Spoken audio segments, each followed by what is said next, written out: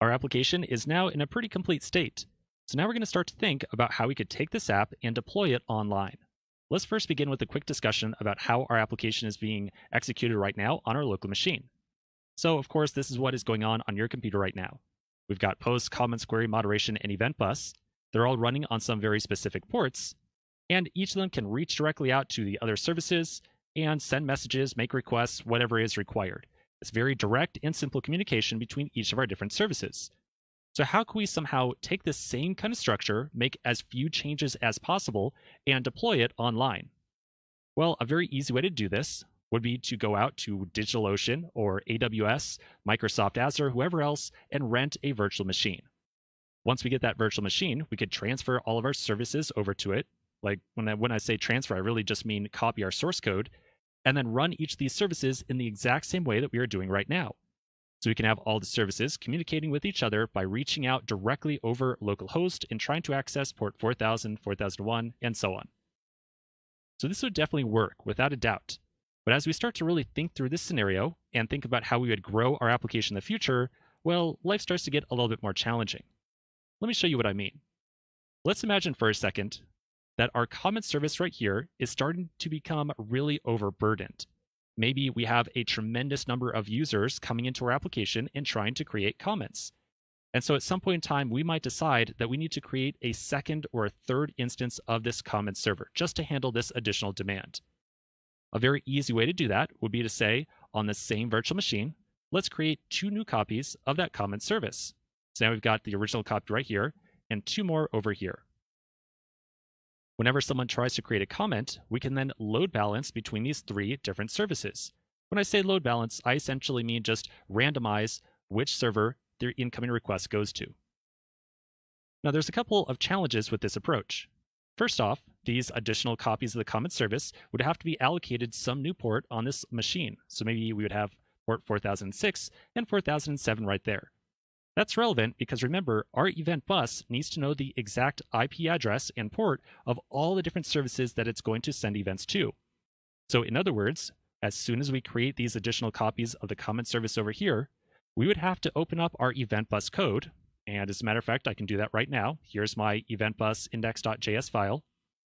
We would have to find where we tried to take an event and send it off to all these other running services. And we would have to add in 2 additional lines right here. Something like maybe 4006 and 7, like so. So if we follow this approach, then we're going to start to couple or very directly tie the number of services that we are running with the actual implementation of our code. If we ever decide to increase or decrease the number of comment servers running at any given time, we are going to have to make a change to our event bus code and deploy that change as well. And I bet, as you can imagine, that would probably not be too great. This whole scenario gets even more complicated if we see that the comment services right here that we added on are overburdening the one virtual machine we have. So let's imagine for a second that we decide to get a second virtual machine and run those 2 additional comment services on the second machine. Maybe they are still listed at port 4006 and 7. But now the event bus not only needs to know or keep track of ports 4006 and 7, but it also is going to have some code to figure out how to reach out to this other virtual machine and eventually get access or send some events to the comment service right there and the comment service right there. So once again, we would have to open up our event bus file, and rather than make your request to localhost, we'd have to put in the IP address of that other virtual machine, like so. And once again, I bet, as you can imagine, that would be really tedious. Finally, let's imagine a scenario, just one more scenario here very quickly. Let's imagine for a second that our website is very popular at just certain times of the day. So maybe at 10 a.m. in the morning, a lot of people come to our website and they start to create comments. And so at 10 a.m. in the morning, we would want to have these additional copies of the comment service running. But then maybe at 1 a.m. in the morning, like at the dead of night, maybe nobody is coming to our application.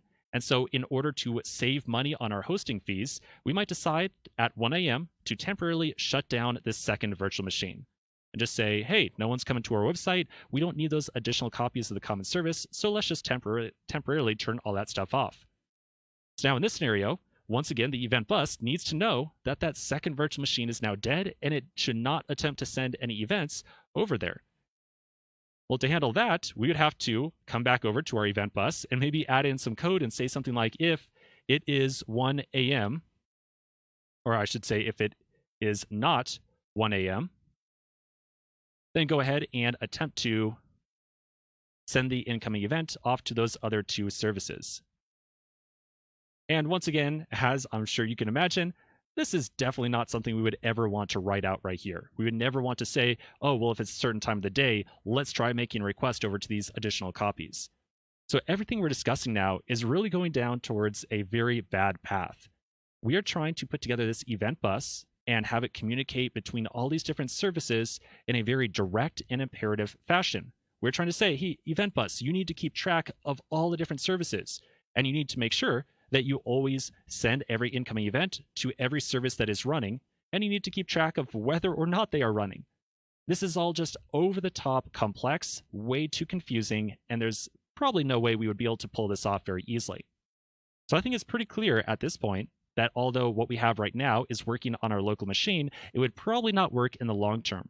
We need a better solution. We need something that's going to keep track of all the different services that are running inside of our application, has the ability to maybe create new copies of a service on the fly, and make sure that we have something as well that can automatically figure out whether or not a service is running and whether or not we should maybe try to make contact between two given services.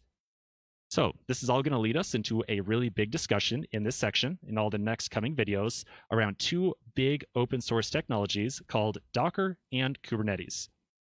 So we're going to take a pause right here. We're going to come back in the next video and have a quick discussion on Docker. We're going to get a little bit more familiar with it and then do the same thing with Kubernetes